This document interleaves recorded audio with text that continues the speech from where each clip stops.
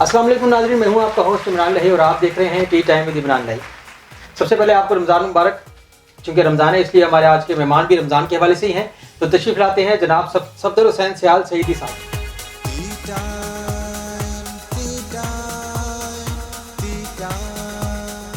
Welcome جی صفدر صاحب، بہت شکریہ آپ تشریف لائے ہمارے اسٹوڈیوز میں، ہمارے اس پروگرام میں۔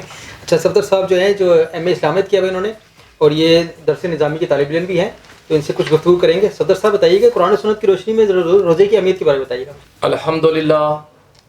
الحمدللہ رب العالمین والصلاة والسلام علی سید الانبیاء والمرسلین، اما بعد فاعوذ باللہ من الشیطان الرجیم، بسم اللہ الرحمن الرحیم۔ سب سے پہلے میں آپ کا اور آپ کی ساری ٹیم کا تہ دل سے مشکور ہوں کہ آپ نے استقبال رمضان کے لیے ٹرانسمیشن کا جو افتتاح کیا، اس میں مجھے مدعو کیا، تو میرے پاس الفاظ نہیں ہے میں آپ کا شکریہ ادا کروں۔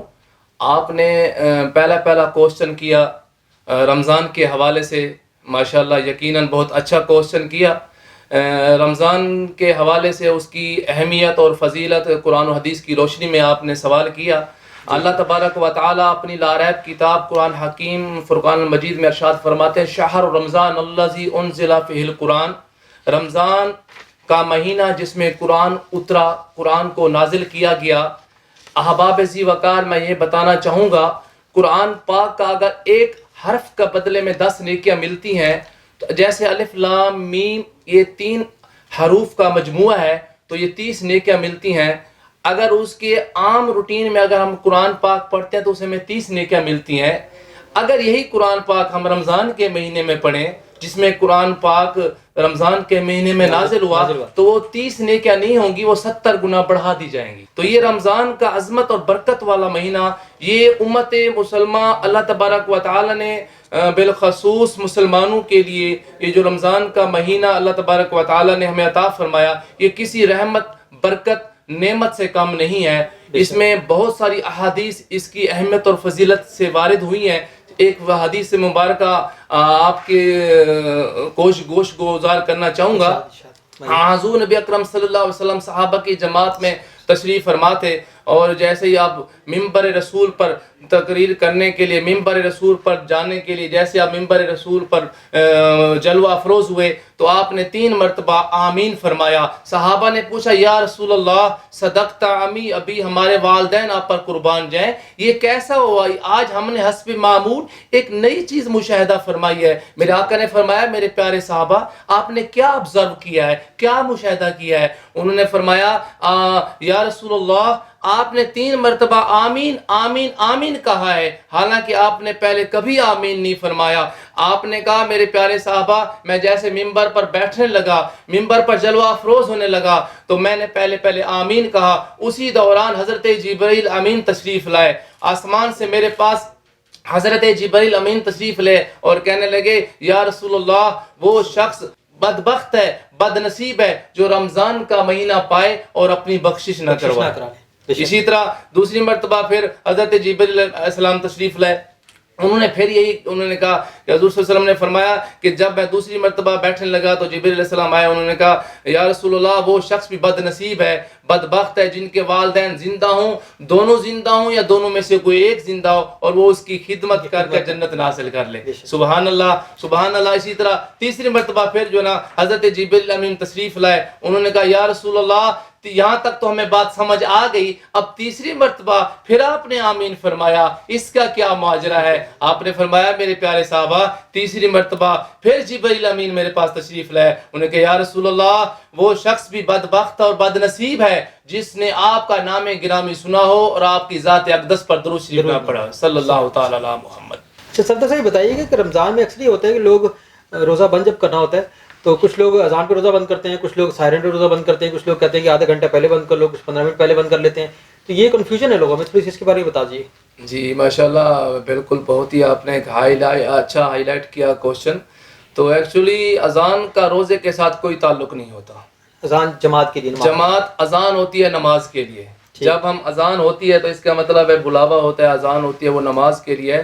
اس کے لیے جو ایک وقت ہوتا ہے سحری کا، جس طرح آج کل سحری 4:07 پر ہے، ٹھیک، تو یہ سحری کے ٹائم جو ہے نا وہ وقت ہوتا ہے، اس کے ٹائم ہی ہم نے اسی کے ساتھ روزہ کھولنا ہوتا ہے، بند کرنا ہوتا ہے، اور افطار کے ٹائم روزہ کھولنا ہوتا ہے۔ افطاری کے وقت لوگ ہم اذان پہ کھولتے ہیں روزہ، اذان جو کھولتے ہیں وہ غلط کرتے ہیں، ان کو چاہیے کہ جو ایک معتبر کیلنڈر ہے، ہاں کیلنڈر چھپے ہوتے ہیں، کیلنڈر کو سامنے رکھتے ہوئے اپنے روزوں کا اہتمام کریں، احتیاط کریں اور خیال کریں، تاکہ کیونکہ جس طرح اللہ تبارک و تعالیٰ کا فرمان ہے کہ روزہ میرے لیے ہے اور اس کا اجر میں دوں گا، تو لہٰذا اس روزے کی افادیت، اور روزہ ایک ڈھال کی مانند ہے، ڈھال کو ہم تب جو ہے نا وہ ہمیں اس کا کریڈٹ ملے گا، افادیت ملے گی، جب ہم جو ہے نا اس کو صحیح طریقے سے پورا کیلنڈر پہ چلنا صحیح ہے، یعنی کہ کیلنڈر پہ جی بالکل، میں انشاءاللہ اسی بات پہ جو ہے نا اتفاق کرتا ہوں کہ کیلنڈر جو ہے نا معتبر کیلنڈر ہو، باقاعدہ کسی اذان پہ اگر ہم کھولیں روزہ اس میں نہیں، وہ ٹوٹ جاتا ہے پھر اذان جو ہے نا وہ، کیونکہ 1-2 منٹ اگر پہلے آپ روزہ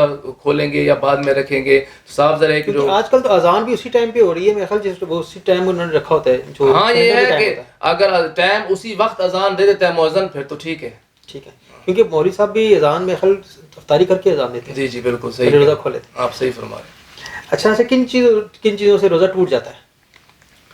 ہاں یہ بالکل ٹھیک آپ نے اچھا کوشچن پوچھا ہے، کیونکہ یہ ہمیں احباب ذی وقار کو پتہ ہونا چاہیے، ہلکے جس طریقے سے ہم روزہ رکھ رہے ہیں، تو بعض دفعہ انسان کو نہ چاہتے ہوئے بھی اس کو پتہ بھی نہیں ہوتا، وہ بیچارہ روزہ ٹوٹ چکا ہوتا ہے، لیکن وہ کہتا ہے کہ میں روزے کی حالت میں ہوں۔ یہ جو آپ نے کوشچن کیا ہے کہ ٹوٹنے والی کچھ چیزیں، اشیاء ہیں جن سے روزہ ہمیں ٹوٹ جاتا ہے، اس کے لیے ہمیں خیال رکھنا چاہیے۔ میں آپ کو بتانا چاہوں گا آپ کے اس توسط سے، پروگرام کے توسط سے، سب سے پہلے کھانے پینے یا ہم بستری کرنے سے روزہ ٹوٹ جاتا ہے، ٹھیک۔ اس کے بعد اگر آپ نے کھانا روزہ رکھنے کے بعد منہ میں کوئی خلال یا کوئی برش یا کوئی مسواک نہیں کیا، کر لیتے ہیں جی روزہ سے پہلے تو آپ کر سکتے ہیں نا، بعد میں نہیں کر سکتے، بعد میں تو نہیں، روزے کی حالت میں بھی نہیں کر سکتے، لیکن مسواک کر سکتے ہیں، مسواک کر سکتے ہیں روزے کی حالت میں۔ اگر آپ نے دانتوں کے میں آپ نے کوئی خلال نہیں کیا، کوئی دانت کے میں خوراک کے ذرات رہ جاتے ہیں، اگر وہ جب روزہ آپ نے رکھ لیا اس کے بعد اگر وہ خوراک کا ذرہ چلنے کے برابر بھی ہے، اگر وہ اندر چلا گیا، اس سے کم ہے تھوڑا سا اندر چلا گیا، روزہ ٹوٹ جاتا ہے۔ تو لہٰذا چاہیے کہ روزہ رکھنے کے فوراً بعد بندے کو برش کر لینا چاہیے، روزہ مطلب اس ٹائم جب کرتا ہے، یا پھر جو نا کوئی برش روزے میں مسواک تو کر سکتے ہیں نا؟ جی روزے کی حالت میں مسواک کرنا یہ پیاری سنت ہے حضور پاک صلی اللہ علیہ وسلم کی۔ کچھ مسواک ایسی ہوتی ہیں ان میں ذائقہ ہوتا ہے، اس کے بارے میں کیا؟ ذائقہ، اگر ذائقہ جو ہے نا زیادہ ہو، تھوک کی نسبت اس کا جو ذائقہ زیادہ ہے، پھر تو جو ہے نا بعض اگر مصنوعی اس کے اوپر عطر لگا دیا، پرفیوم لگا دیا، وہ ناجائز ہے۔ اگر ویسے آپ برش کر سکتے ہو، مسواک کرنا وہ اس میں وہ تو حضور صلی اللہ علیہ وسلم کی پیاری سنت ہے، وہ کرنا چاہیے۔ اس کے علاوہ آپ نے حقہ، سگریٹ، پان یہ چیزیں نہیں لینی روزے کی حالت میں، اگر لیں گے تو روزہ آپ کا ٹوٹ جائے گا۔ اس کے علاوہ آپ جو ہے نا اگر آپ نے کوئی تھوک کے دوران، بعض دفعہ لوگ منہ میں تھوک جمع کر کے اندر لیتے ہیں، اگر آپ نے جان بوجھ کر روزے کی تسکین کے لیے اپنے آپ کو نفس کو کرنے کے لے جاتے ہیں تو روزہ ٹوٹ جاتا ہے۔ ہاں اگر آپ نے کوئی اچانک وہ ہو جاتا ہے تو وہ پھر کوئی مسئلہ نہیں ہے۔ اسی کے علاوہ ایک اور بہترین اہم جو بات ہے میں بتانا چاہوں گا، آنکھوں سے جو آنسو بعض دفعہ انسان روزے کی حالت میں ہوتا ہے، کوئی ناگہانی آفات آ جاتے، رو کے نڈھال ہو جاتا ہے یا پھر ڈیتھ ہو جاتا ہے، آنکھوں سے جو آنسو بہیں، یا اس کے علاوہ جو نا پسینہ آ جائے، جو بندہ مزدور آدمی ہوتا ہے محنت مزدوری کر کے پسینے کے جو قطرے اگر منہ میں چلے جائیں، ان کی جو نمکینی ہے، ہاں وہی ذائقہ، وہی نمکینی ذائقہ اگر زیادہ ہو گیا تھوک سے، اگر ذائقہ محسوس ہونے لگا روزہ ٹوٹ جاتا ہے۔ یہ بڑے کریٹیکل پوائنٹس ہیں جو آپ نے نہیں پتا تھا لوگوں، جی یہ بتانا میں چاہوں گا، تو بالکل یہ خیال کریں احباب ذی وقار، روزے کو تقویت پہنچائیں، روزے کو پورا کریں۔ اچھا کچھ لوگ چیزوں سے روزہ مکروہ بھی ہو جاتا ہے؟ جی بالکل مکروہ، یہ بھی مکروہات ہوتی ہیں۔ ہم لوگ یہ بہت اچھا کوشچن کیا ہے، سب سے زیادہ ہاں یہ، کیونکہ ہم لوگ جو ہے نا مکروہات میں سب سے پہلے جھوٹ، غیبت، چغلی اور بد کلامی کرنا اور بیہودہ گفتگو کرنا، لاغو باتیں کرنا جس کا کوئی معانی نہ ہو، قرآن و حدیث میں جس کا کوئی ذکر نہ ہو، یعنی جو بے معنی ہوتی ہیں، اور انسان جو ہے نا سمجھتا ہے کہ میں جناب اپنا روزہ پورا کر رہا ہوں، حالانکہ وہ اپنے روزے کو کھو چکا ہوتا ہے۔ جس طریقے سے بعض دفعہ آج کل ہماری آفس ٹائمیں کم ہو گئی ہیں، لوگوں کے پاس ٹائم بھی نہیں ہوتا آفس میں، وہ بیٹھ کے گپے ہانک رہے ہوتے ہیں ٹائم کو پورا کرنے کے لیے، ٹو کل دا ٹائم. لہٰذا ان کو چاہیے کہ اپنے روزے کو فضیلت بخشنے کے لیے اور اپنے روزے کو اللہ کی بارگاہ میں اس کی قبولیت کے لیے جھوٹ، غیبت، چغلی، روزہ ہو جاتا ہے لیکن مکروہ ہو جائے گا، اس کو اس کا ثواب نہیں ملے گا. جس طرح پرسنٹیج ہوتی ہے ہر لحاظ سے، جس طرح آپ نے بھی ہم نے کوئی چیز ہوتی ہے اس کی پرسنٹیج ہوتی ہے، اس کے نمبر 100 میں 100 نمبر آئیں تو 100 میں 100 نمبر لینے کے لیے آپ کو مکروہات سے بچنا پڑے گا. رمضان میں لوگ غصہ بھی بہت زیادہ کرتے ہیں، لڑائیاں بڑی ہوتی ہیں، روڈوں پہ لوگ لڑ رہے ہیں اور غصہ کر رہے ہیں، حالانکہ رمضان تو اس سے سکھاتا ہے کہ بھی تحمل مزاجی. اور بہت یہ جو آپ نے کوشچن کیا ہے اس سے میں بالکل اتفاق نہیں کرتا. رمضان میں جو غصہ، تو سبحان اللہ، رمضان تو ہے ہی برکت والا، رحمت والا مہینہ. آپ نے سوال جو کیا، ہاں بالکل ایک شرط پہ اس سے اتفاق کیا جا سکتا ہے آپ کے کوشچن سے، وہ ان کے نفس، ان کا جو اس کے اوپر حاوی ہو جاتا ہے، اس بندے کے اوپر، وہ نفس کی خواہشات کی تسکین کے لیے وہ پھر غصہ کرتا ہے. ایک آدمی ڈرائیور ہے بیچارہ، غریب ہے، اور ایک آدمی لینڈ کروزر پہ جا رہا ہے. اب اس لینڈ کروزر کو سامنے رکھ کر اس کو غصہ آتا ہے کہ میں اتنا آدمی ہوں، میرے سامنے ڈرائیور ایک رکشہ، اس کی جرت کیسے ہوئی کہ وہ آئے. حالانکہ رمضان تو ہمیں اخلاقیات کا، عفو درگزر کا، رحمت کا، برکت کا، شفقت کا، چھوٹوں سے پیار کرنے کا، بڑوں کا احترام کرنے کا درس دیتا ہے. رمضان تو وہ مہینہ ہے جس میں شیاطین کو جکڑ دیا جاتا ہے، رمضانوں کے 8 دروازے کھول دیے جاتے ہیں، اللہ تبارک و تعالیٰ کی رحمت چھما چھم برس رہی ہوتی ہے. یہ تو ہماری قسمت ہے، ہم امت محمدی ہونے کے ساتھ ساتھ اللہ پاک نے ہمیں رمضان کا مہینہ عطا فرمایا. تو اس میں یہ جی بالکل بھائی جان، یہ میں یہاں بتانا چاہوں گا احباب ذی وقار سامعین کو اور سننے والوں کو، رمضان کے خدارا رمضان کو ایسے لغو باتوں میں ضائع مت کریں. رمضان کو جتنا ہو سکے اللہ کی رضا کے لیے، اس کے حبیب حضرت محمد مصطفیٰ صلی اللہ علیہ وسلم کی محبت کو زیادہ تر عروج پہ پہنچانے کے لیے رمضان کو جتنا ہو سکے اویل کریں. قرآن جیت پڑھیں، زیادہ تلاوت کریں جتنی بھی ہو سکے، بے شک عبادات میں گزاریں. جی اچھا، کچھ یہ ہمارے پاس ایک بک بھی ہے، 15 منٹ میں 15 قرآن جیت پڑھیں، یہ ٹھیک ہوتی ہیں چیزیں؟ یہ اس میں ثواب ملتا ہے اتنا قرآن جیت کا پورا؟ بالکل ملتا ہے جی، بالکل. پھر لوگ ایسا نہ کریں کہ بھئی یہ صورتیں پڑھ لیں اور قرآن پڑھیں نا؟ نہیں، یہ صورتیں پڑھ لیں، لیکن 15 منٹ میں، اگر 15 منٹ میں اگر 15 قرآن جیت کا ہمیں ثواب مل جائے تو کیا بات ہے. اگر آپ اس نیت سے 15 منٹ کے لیے کر رہے ہیں کہ ثواب صرف مجھے ثواب مل جائے گا، تو نیت میں آپ میں کھوٹ ہے تو وہ 15 منٹ میں نہیں ملے گا. اس کا انحصار کرتا ہے آپ کی خلوص نیت پر کہ آپ کس نیت سے پڑھ رہے ہیں. ایک دفعہ میں یہاں پر حدیث کوٹ کرنا چاہوں گا، سبحان اللہ، میں قربان جاؤں. آقا حضرت محمد مصطفیٰ صلی اللہ علیہ وسلم ایک دفعہ مسجد نبی میں تشریف لائے. آپ نے صحابہ کے جھرمٹ میں بیٹھے ہوئے آپ نے کہا، صحابہ آج ہر دفعہ آپ مجھ سے سوال پوچھتے ہو، آج میں آپ سے کچھ پوچھوں گا. صحابہ نے کہا، یا رسول اللہ یہ تو آج انہونی بات ہو جائے گی، ہم تو آپ سے سیکھنے آتے ہیں، ہم تو آپ کی جلوہ افروزی کے لیے ترستے رہتے ہیں کہ آپ کی باتوں سے جو پھول نچھاور ہوتے ہیں ہم ان کو حاصل کریں. تو یہ کیا آج آپ نے سوال کر دیا؟ بہت پیاری بات. حضور صلی اللہ علیہ وسلم نے فرمایا، میرے صحابہ آپ میں سے بتائیں کون صحابی ایسا ہے کہ جو سارا جو ہے نا سال روزے رکھتا ہو، اور دوسری بات کون صحابی ایسا ہے کہ روزانہ جو پورا قرآن پڑھ کر سوتا ہو، کون صحابی ایسا ہے جو ساری رات مصلی پہ کھڑا ہو کے عبادت کرتا ہو. یہ جب سوال کیا صحابہ کرام نے پوچھا، یا رسول اللہ یہ کیسے ممکن ہے کہ سارا سال کون روزے رکھ سکتا ہے، ساری رات عبادت کون کر سکتا ہے، سارا جو ہے نا اس کے علاوہ پورا قرآن پاک روزانہ کون پڑھ سکتا ہے.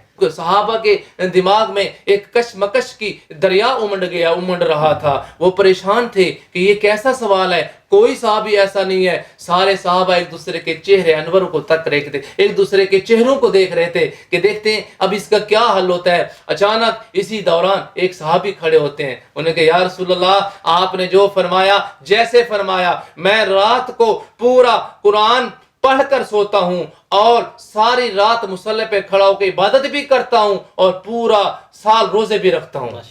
جب انہوں نے ایسی بات کی تو صحابہ نے اس کے چہرے کی طرف دیکھنے لگے اور وہ ان کے چہروں کے اوپر سوالہ نشان تھے. وہ کہہ رہے تھے یار یہ صحابی تو ہم نے تو کبھی اس کو اس حالت میں دیکھا ہی نہیں ہے, یہ کیسے ممکن ہے, یہ تو ہٹا گٹا ماشاءاللہ جوان صحت مند بھی ہے, اس کے چہرے سے اس کی باڈی لینگویج سے ہمیں تو کچھ محسوس نہیں ہو رہا, یہ کیسے ممکن ہے. پھر میرے آقا صلی اللہ علیہ وسلم قربان جاؤں, حضرت محمد مصطفیٰ صلی اللہ علیہ وسلم سراپا رحمت اور دونوں جہانوں کے جو وجہ کائنات, جو تخلیق کے وجہ کائنات, انہوں نے جب پوچھا میرے پیارے صحابی بتائیں یہ تم کیسے کرتے ہو, تو صحابی نے عرض کیا یا رسول اللہ آپ کا فرمان عالی شان ہے کہ جو بندہ ہفتے میں سوموار کے دن روزہ رکھے اور ہر سوموار کو روزہ رکھے, مہینے میں 4 سوموار آ گئے تو میں 4 روزے رکھ لیتا ہوں. آپ کا فرمان عالی شان ہے کہ جو آدمی 4 روزے رکھ لے سمجھو اس نے پورے مہینے کے روزے رکھ لیے, تو لہٰذا میں ایک مہینے میں 4 روزے رکھتا ہوں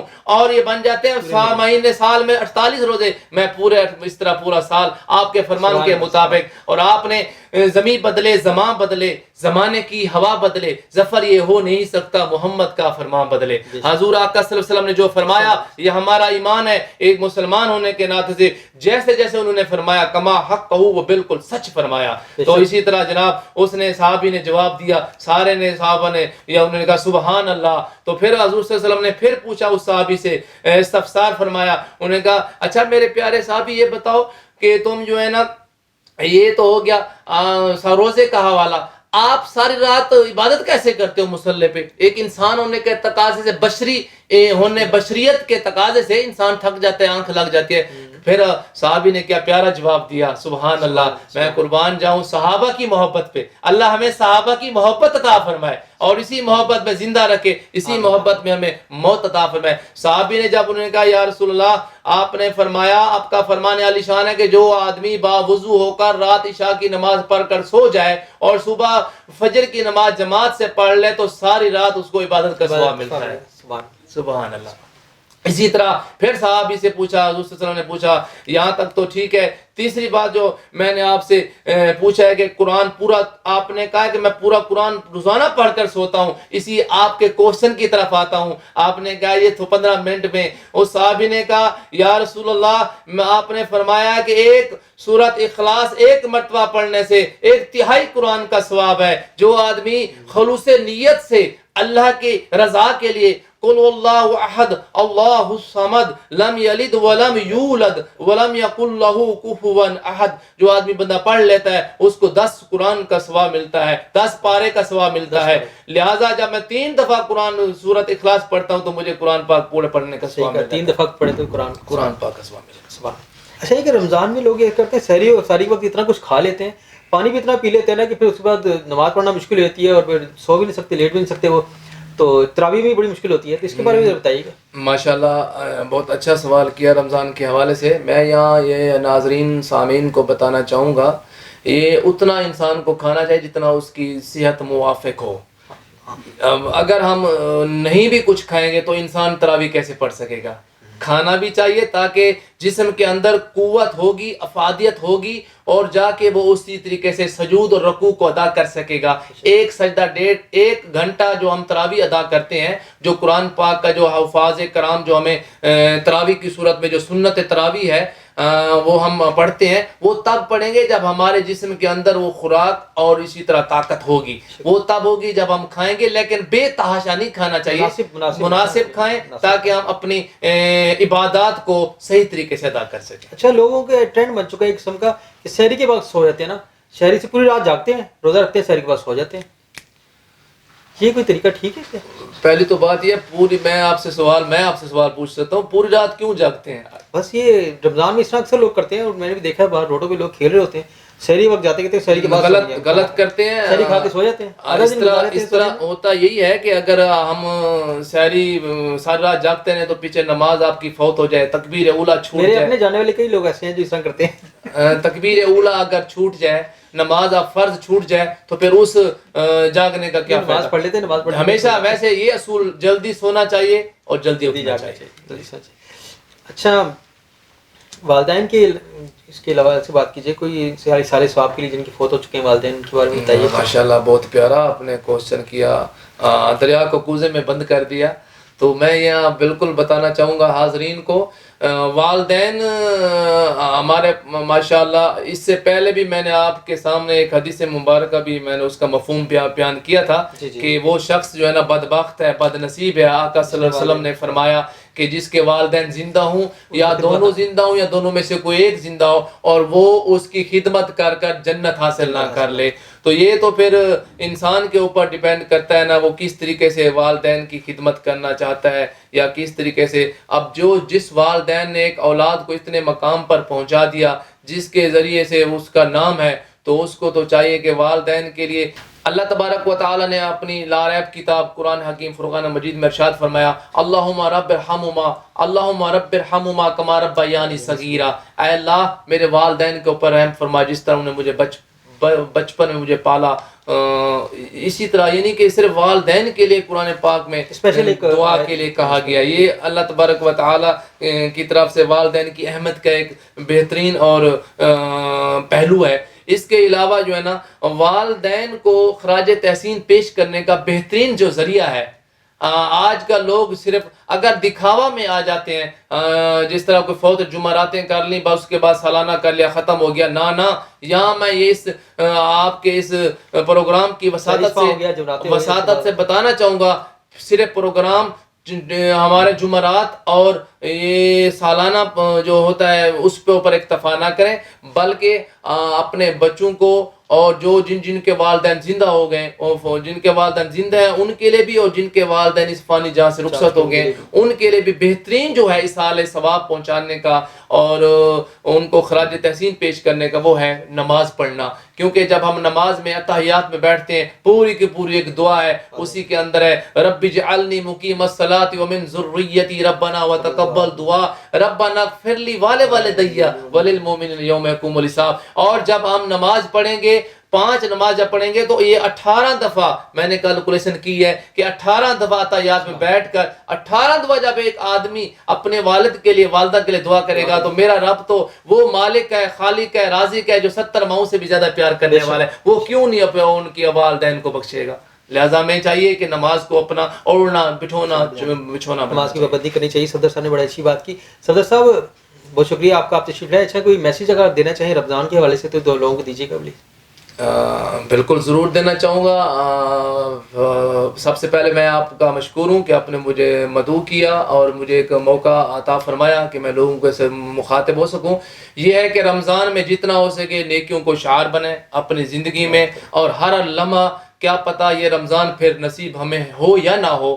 جس طرح پھر وہی حدیث مبارکہ کو میں کوٹ کرنا چاہوں گا، رمضان وہ حضور صلی اللہ علیہ وسلم کا فرمان علی شان کہ وہ شخص بدبخت ہے، بد نصیب ہے جس نے رمضان کو پایا اپنی بخشش نہ کروائی۔ لہٰذا ہمیں چاہیے کہ رمضان میں ایک ایک منٹ، ایک ایک سیکنڈ اللہ کی عبادت میں اور اللہ تبارک و تعالیٰ کے حضور نبی اکرم صلی اللہ علیہ وسلم کی اسوہ حسنہ اور اس کے سیرت مبارکہ اور ان کے بتائے ہوئے فرامین کے مطابق زندگی گزار سکے۔ احباب ذی وقار، اللہ تبارک و تعالیٰ کو ہر کوئی مانتا ہے، ہر کوئی مانتا ہے، لیکن اللہ تبارک و تعالیٰ کی کوئی مانتا ہے۔ جو اللہ تبارک و تعالیٰ کی مانتا ہے وہ کامیاب ہو گیا۔ اللہ تبارک و تعالیٰ نے جن چیزوں سے منع فرمایا ان سے رک جانا، اور جن چیزوں سے اللہ تبارک و تعالیٰ نے حکم کرنے کا بجا کر لانے کا حکم دیا ان کو بجا لانا، یہ اسلام ہے، یہی کامیابی ہے، یہی میرا پیغام ہے۔ بہت شکریہ صدر صاحب۔ صدر صاحب ہمارے ساتھ گفتگو کر رہے تھے، بڑی اچھی انہوں نے باتیں کی، آپ ان باتوں پہ عمل بھی کریں، اور رمضان مبارک ہے تو اس میں آپ اپنی عبادت کریں، اور جیسے صدر صاحب نے بیان کیا کہ غصہ نہیں کرنا اور سب کچھ روزے کو کیسے کرنا ہے، روزہ کیسے لے کے چلنا ہے، روزے میں ہم عبادت کیسے کرنی ہے اور اللہ کے احکامات پہ کیسے عمل کرنا ہے، اس کی بتائی باتوں پہ کیسے عمل کرنا ہے۔ انشاءاللہ پھر حاضر ہوں گے نئے گیسٹ کے ساتھ، تب تک کے لیے اجازت دیں، خدا حافظ۔